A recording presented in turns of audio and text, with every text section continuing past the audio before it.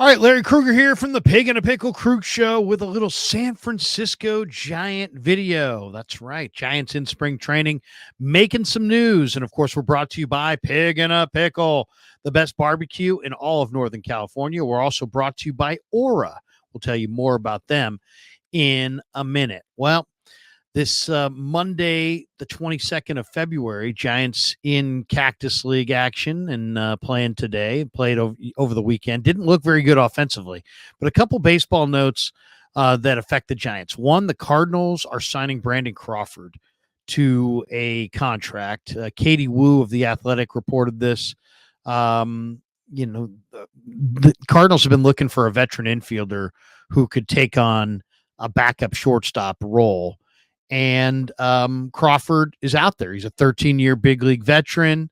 And he'll go to Cardinal camp and try to earn a job. He's been a starting shortstop since he debuted with the Giants way back in 2011. So he is now a St. Louis Cardinal, and good for Crawford. St. Louis, a good baseball town. We talked about this the other day in the video. Sometimes it's easier to sign a deal when you're going to go from a starter to a backup in a different clubhouse. And in this particular case, I think it might have been easier for everybody involved. Easier for the Giants, easier for Crawford, easier for Giants fans, easier for Marco Luciano. Just to have, the Giants needed Crawford back. They really did need exactly what it is that he offers, which was defense, a good veteran clubhouse guy, a left-handed hitting shortstop. That's, a defensive player. It's just complicated. It's complicated because the fans were going to be cheering for Crawford as soon as Luciano struggles, and it's just easier for Brandon to go elsewhere. Now, according to The Athletic, Ken Rosenthal of The Athletic, the Dodgers are close to re-signing utility man Kiki Hernandez. The Giants were one of the teams that was rumored to be interested in Hernandez, and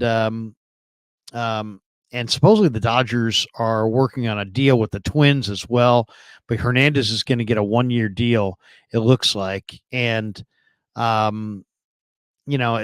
it's with Manny Margot going to the Twins, the Dodgers are creating a roster spot so that they can re-sign Kiki Hernandez. There was reporting over the weekend that the Padres, the Twins, the Angels, and the Giants were all interested in Kiki Hernandez, but instead he's going to head back to the club that he's played for throughout most of his career, the Los Angeles Dodgers. So that's interesting. The Dodgers also today made a move sending Manny Margot to the Twins, and they received minor league infielder Noah Miller from the Twins going back.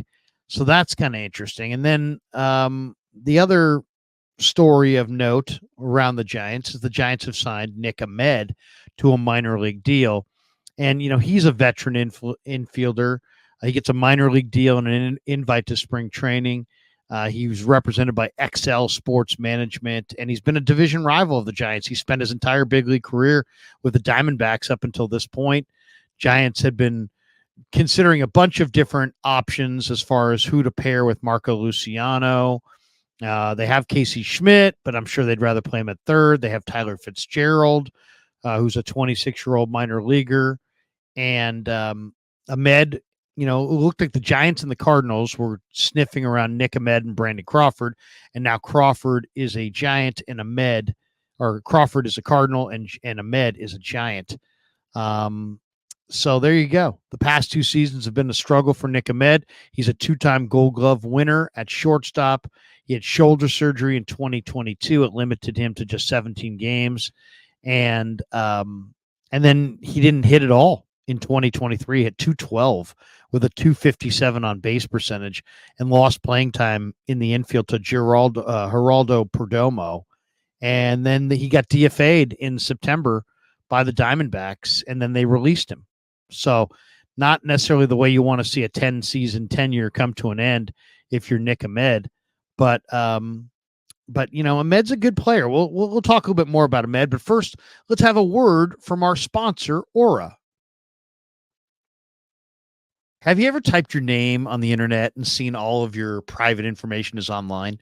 Are you tired of receiving tons of spam calls from random numbers? Are you receiving more and more of these as time has gone on? Well, that's where Aura, the sponsor of today's show, can really help you out.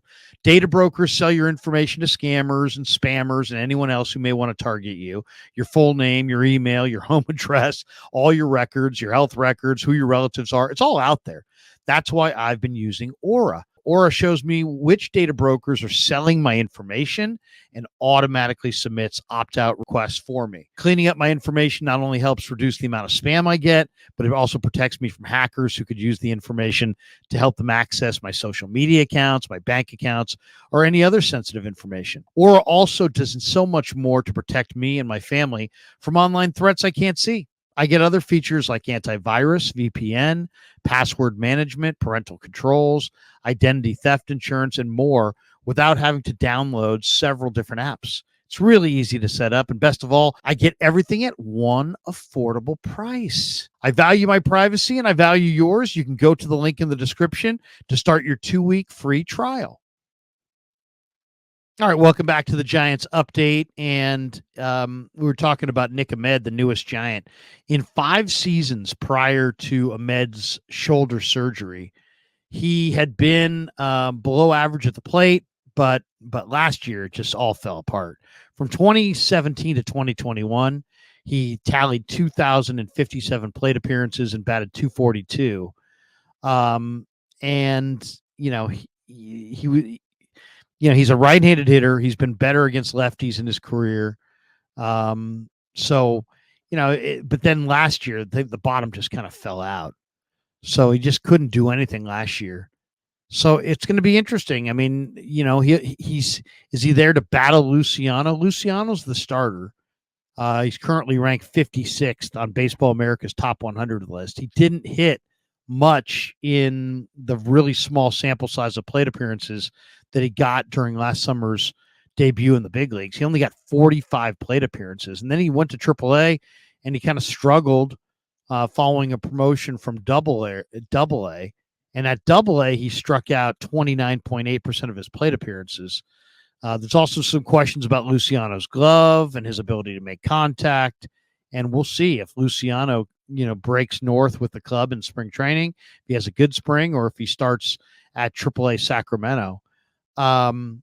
And as far as the backups, I mean, Casey Schmidt, Tyler Fitzgerald, they both made their major league debuts last season. Schmidt's a plus defender at third base. But he hit only 206 with a 255 on base and 277 trips to the plate during last season. He hit 300 with a 346 on base in AAA. That was quite a bit better. Fitzgerald did not play shortstop at all in the majors last year. He's been but that's been his primary spot in the minor leagues. He went 7 for 32 and 34 major league plate appearances. Did hit a couple home runs and a couple doubles. He hit 20 homers and stole 29 bases at AAA. Scouts see him more as a utility man than an everyday shortstop because more for his defensive purposes. But Nick Ahmed is an interesting player. In a lot of ways, he is Crawford. I mean, he is exactly what Crawford is, except you're not going to have a bunch of Giants fans every day saying, Nick Ahmed, why don't you play Nick Ahmed? He gets a non-roster invitee deal with the Giants. And I think this is probably a pretty good pickup. He's 6'2", 200 pounds, really good defensive player. He's only 33. He was drafted originally in the second round of the 2011 amateur draft out of the University of Connecticut by the Atlanta Braves. And he's a Northeast kid. He went to East Longmeadow High School in East Longmeadow, Massachusetts. And he's a really good glove man. And it's like he's one of those guys. He's exactly basically a Crawford, but there's not the emotional ties, and it's a little bit easier for the fans to just every time the Giants did anything with Crawford, it would be like, oh, look what you're doing with Brandon Crawford. Nick Ahmed's a career 234 hitter with a career 288 on base. He's never really been able to hit. The best average he's ever had in the big leagues was 266 when he was 30 in 2020 with the Diamondbacks. He has hit as many as 19 home runs in a season. He has driven in as many as 82 in a season. Those both came in 2019. Stolen base wise, his high water mark is 8. And he's not a great offensive player. He's a great defensive player. And that's the one thing about Nick Ahmed that you got to love, is that he's a tremendous defensive player. He's a guy that can really pick it. He's won 2 Gold Gloves. If his bat were greater, he would have probably won 4 Gold Gloves. I mean, he's a really, really good defensive player. So I like it. I like the move, getting Nick Ahmed, just simply because you wanted to get a veteran shortstop who, in an ideal world, you wanted a veteran shortstop. Now, you'd prefer a left-handed hitter because Luciano's a right-handed hitter, but Ahmed hits right. That's okay. But you also have a guy who's not old, really athletic, and still can pick it at shortstop. So he's not going to hit. He's going to hit at the bottom of the lineup. He's not going to make a big impact on your team offensively, but defensively, he could make a significant impact, and he could be a very good late inning defensive replacement if Luciano makes the team, or he could just be the Giants starting shortstop for a month if they want to give Marco Luciano more seasoning time in the minor leagues. So overall, a really good move for the Giants. One other note on the Giant front today, Keaton Wynn's sore right elbow, they say, has calmed down. So he had some nerve irritation. Susan Slusser reported this. He didn't need a cortisone shot. He's been cleared to start throwing again. He believes he'll have time to ramp up in time for opening day. He's a 26-year-old righty who made his major league debut last year. He's one of several young starters the Giants are counting on coming through this year for them. So I thought that was kind of interesting. Good to see that Keaton Wynn, who's a good dude, his elbow pain is subsided. And then there was a report over the weekend that JD Martinez, the veteran slugger, turned down an offer from the Giants earlier this year. The Giants ultimately landed Jorge Soler, but John Heyman suggested that Martinez simply didn't want to go to San Francisco. Alex Pavlovich reported that Martinez made a counteroffer to the Giants that the club's brass thought were not comfortable with. So obviously it was a difference in opinion as far as value. The Giants also did not sign Cody Bellinger. He re-signed with the Cubs, 3 years, $80 million. Giants have not hit in the first couple games of the Cactus League. And that's kind of interesting because, they were very, very interested in improving their offense this year. And yet, through the first couple games of the Cactus League, they didn't hit, and they're in the third inning today against the Angels, and they have no runs. So the Giants have scored now in 1 of 21 innings. They scored in the 9th inning of game 1 in the Cactus League. They didn't score at all in game 2, and they haven't scored at all here in game 3. And, there's a lot of Giants fans who are like, well, this isn't the real guys. No, this is the real guys. Today's lineup is Estrada, Flores, Conforto, Soler, J.D. Davis, Fitzgerald, Bart, Meckler, and Pinder. That's basically their team. And they have 4 hits, all singles so far. So Mason Black started for the Giants today, went 2 innings, gave 3 hits and 2 earned runs. They're going against the Angels in Scottsdale. So the Giants off to the slow start offensively in the Cactus League. But there you go. There's the news and notes surrounding Giants baseball. The one guy who's still available, who they may still have interest in, is Matt Chapman. That Chapman would love to play for Bob Melvin. The Giants would love to have Chapman. I'd hate to see the Giants block Casey Schmidt with Matt Chapman, but now that you're not getting Kiki Hernandez, maybe the Giants will have more interest in Matt Chapman. I mean, there's no question that Chapman can play the heck out of third. The only question is, what does that do to Casey Schmidt, and do the Giants need to turn around and trade Casey Schmidt if they go with Matt Chapman? My only concern with Chapman is just that he may be kind of like Longoria, where, he hasn't hit over 240 in a number of years, and he's kind of in the twilight of his career. He still hits the ball really hard, and he plays the heck out of third. So I think overall the Giants would benefit from having Matt Chapman.